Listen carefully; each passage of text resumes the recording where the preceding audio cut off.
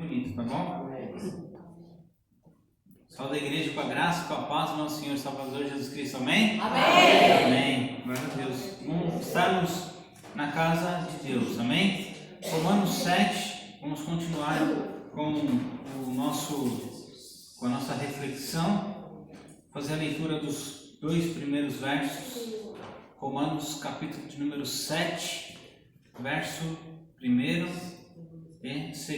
Assim que você encontrar, você vai se colocar em pé. Amém? Em reverência à palavra de Deus. Romanos 7, versículo 1 diz assim: Não sabeis vós, irmãos, pois de fato aos que sabem a lei, que a lei tem domínio sobre o homem por todo o tempo em que vive? Porque a mulher que está sujeita ao marido, enquanto ele viver, está ligado pela lei. Mas, morto, o marido está livre da lei do marido. Amém? Essas são as palavras do Senhor. Com a sua Bíblia aberta, você pode se assentar. Querido Deus, Pai bondoso, ouvimos agora um trecho da Tua Palavra.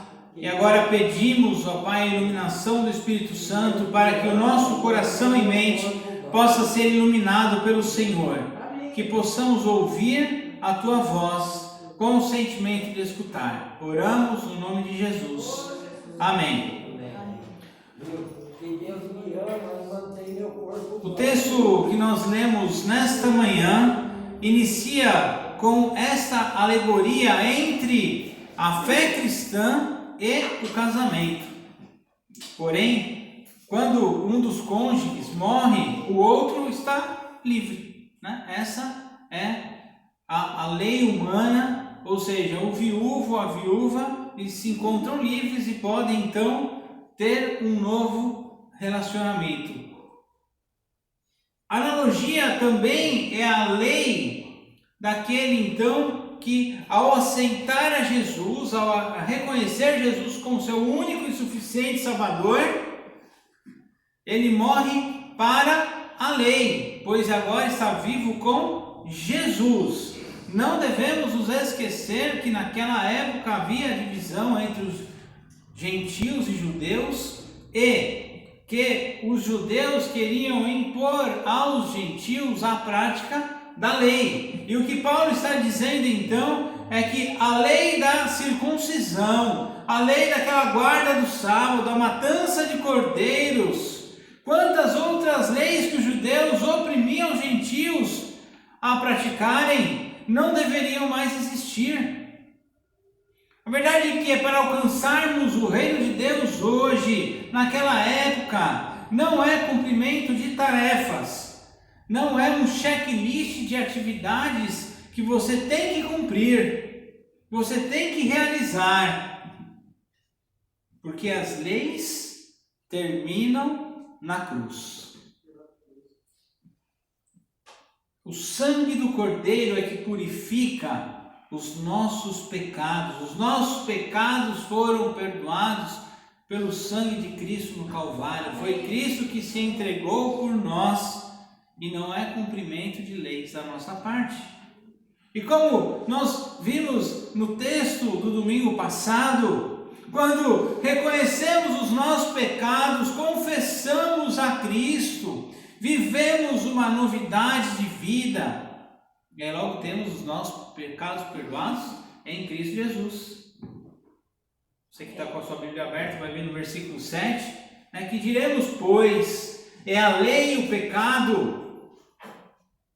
De modo nenhum, mas eu não conheci o pecado senão pela lei, porque eu não conheceria a concupiscência se a lei não dissesse, não cobiçarás. Paulo, ele não anula a importância dos 10 mandamentos. Paulo, ele não anula a importância dos profetas, da lei, não é pecado. Mas a lei nos ajuda, ela nos direciona. Temos, por exemplo, na nossa sociedade, a lei do trânsito. que é algo que nos norteia. O verde, os carros avançam, né? O amarelo, o vermelho, o carro já tem que parar. São leis que são estabelecidas para a mínima convivência. A lei social, para vivermos em sociedade. Por exemplo, no emprego, existem normas que devem ser seguidas. Você, se chega atrasado, você é descontado na folha de pagamento, né? Se é aluno, aqui tem os alunos aí, se passam 25% de presença, repete de ano por falta. Existem leis que devem ser seguidas por cada um de nós. A lei, ela serve para instrução do seu povo, do povo de Deus, mas ela não pode ser maior que a graça de Cristo. Temos que sim reservar um lugar para a lei, ou para as leis. Amém? Amém. E assim, a lei é santa e o mandamento santo, justo e bom. Versículo de número 12. A lei tem o seu lugar, mas não podemos pensar que somos salvos pelo cumprimento de leis. Ser bom pode ser rigoroso com a lei, ainda pior quando queremos fiscalizar com a nossa ótica, com o nosso entendimento, o comportamento de outras pessoas. Muitas das vezes o entendimento de santidade é que agora que nós somos salvos, temos condições de sermos fiscais. E eu não sei onde isso está na Bíblia. Queremos olhar as outras pessoas. Queremos dizer o que as outras pessoas devem fazer ou não devem fazer, porque agora nós somos salvos. Não é esse o objetivo. Não é isso que a novidade de vida nos proporciona. A lei, ela deve servir para nós como um espelho. Amém? Amém. Sabe o que é espelho? Aquele negocinho que você vê de manhã, né? Sai, e você olha para si mesmo. É algo que aponta para você e não você apontar para o outro. É isso que tem que fazer. Cumprimento de leis não salva e muito menos fiscalizar dentro da ótica da lei as outras pessoas também irá salvar você. Amém. Acho que é até o contrário, né? Aí temos uma parte maior que é do 14 ao 22, né, que talvez o que mais emblemático é conhecido não faço o bem que eu quero, né? Mas o mal que não quero fazer, este eu faço, né? Paulo aqui nos ensina que quando o assunto é pecado, não é o apontamento, né? Mas sim um momento de auto-reflexão, de analisarmos a cada um, a nós mesmos, a nossa vida. E ainda que possamos carregar a marca de Cristo, viver uma novidade de vida, ainda não estamos ilesos do pecado. Não estamos de forma alguma 100% blindados para o pecado. Sim, o pecado está no meio de nós, de cada um de nós.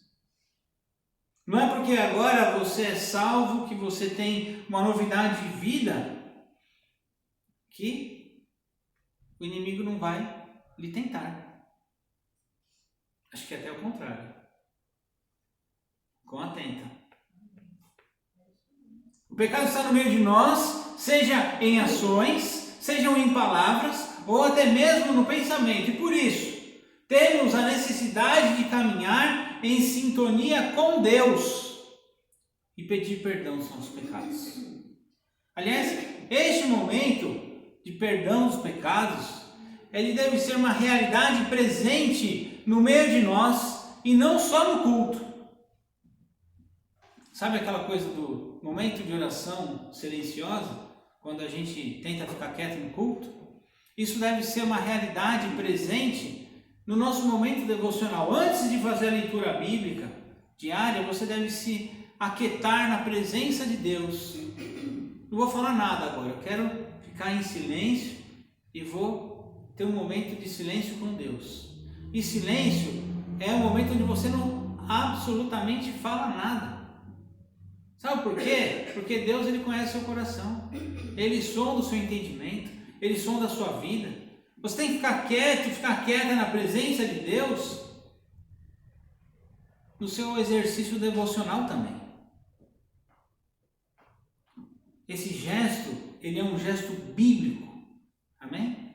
Abra depois em casa Isaías 6 e você vai ver quando o profeta lá se encontra com Deus, que é grande, que é perfeito, que se depara então com essa grandeza desse Deus, com essa perfeição, e automaticamente ele reconhece o seu interior, ele já em contato com o Mestre, ele percebe que ele é falho, ele percebe que ele é imperfeito, ele percebe como ele é insensível ao próximo, e por isso ele se ajoelha diante de Deus.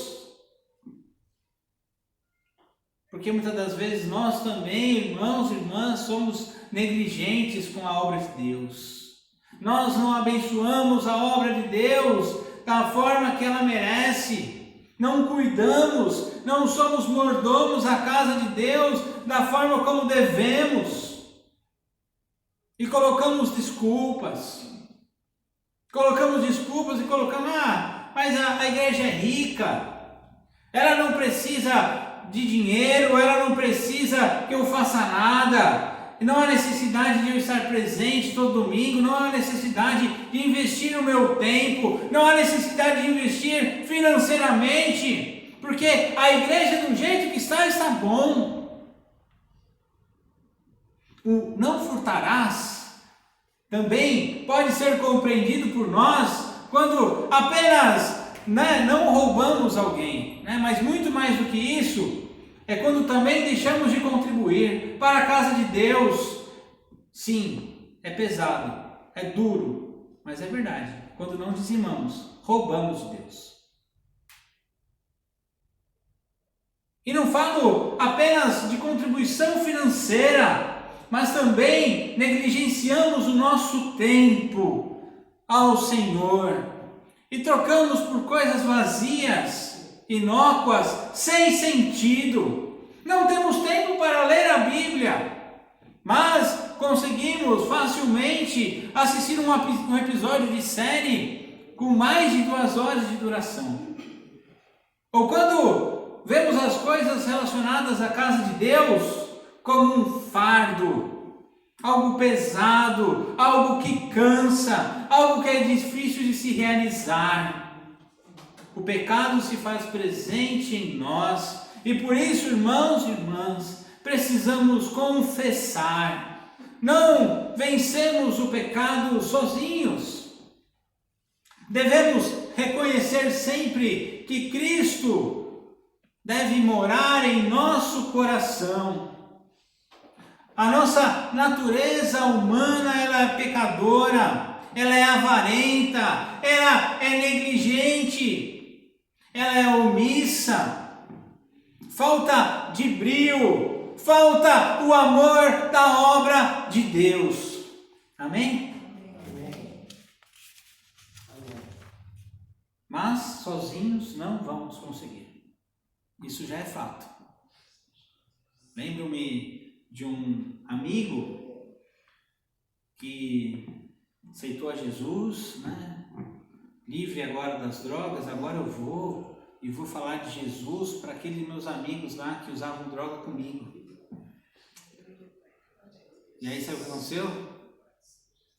Ele voltou a usar droga de novo. Porque sozinhos não conseguimos fazer nada sozinhos, porque somos dependentes de Deus. Por isso é impossível ser crente, é impossível ser cristão, é impossível ser evangélico sem estar presente na casa de Deus. É impossível dizer que é cristão, que é cristã, mas eu não vou na igreja, mas na minha casa eu oro todos os dias. Mentiras que parecem verdades. Não conseguimos ser perfeitos enquanto estivermos aqui na terra. Viveremos intensamente lutando contra o pecado que não queremos fazer, com as tentações, com as adversidades, com o mal que não queremos fazer, mas fazemos, e deixamos de fazer o bem que deveria ser feito. Mas há uma forma de lutarmos, irmãos e irmãs, e combatermos este mal. Basta estarmos conectados com a palavra de Deus. Amém? Amém. Conectados com a palavra do Senhor. Amém. Irmãos e irmãs, eu não tenho dificuldade alguma quando você fala para mim, eu tenho a Bíblia no celular. Amém? Não tenho dificuldade nenhuma. Você pode ter a Bíblia instalada no celular, né? Mas a palavra de Deus, ela deve ser realidade na sua vida. Seja no celular, seja no livro, né? Você tem que estar em contato com a palavra de Deus. Você não pode se esvaziar da palavra de Deus. Ao contrário, você tem que se esvaziar de si mesmo e se encher da palavra de Deus. Quanto mais nos aprofundarmos na palavra de Deus, quanto mais praticarmos aquilo que a palavra nos ensina, porque nós devemos meditar, amém, na palavra de Deus e conhecer mais, porque quanto mais nós conhecemos, porque quanto mais nos aprofundamos, mais queremos deste amor e mais iremos falar desse amor para outras pessoas. Mais iremos estar cheios do ID de Jesus, quanto mais conhecemos. Porque quanto mais nos afastamos, menos conhecemos e menos ainda temos vontade de compartilhar com outras pessoas. Essa é que é a verdade. Ler a Bíblia diariamente não é uma tarefa somente dos presbíteros, do pastor. Ler a Bíblia diariamente é uma tarefa que é nossa, que nós temos que nos aprofundar, que conhecer mais, que querer mais. Ouso dizer que a palavra de Deus, ela deve estar em primeiro lugar na nossa vida.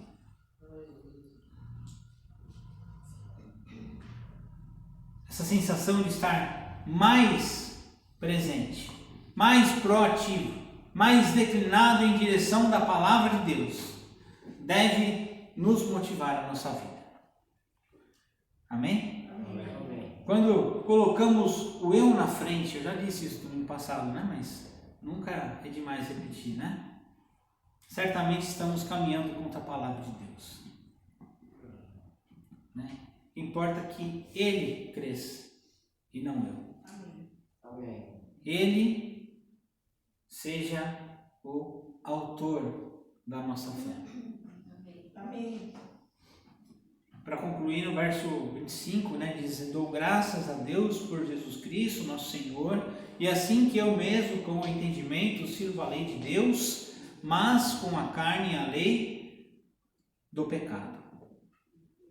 Nós não somos perfeitos nunca, jamais. Nós somos purificados pelo sangue do Cordeiro. Mas nós não somos santos. Nós temos falhas. E aqui me faz compreender melhor aquela questão do livre-arbítrio.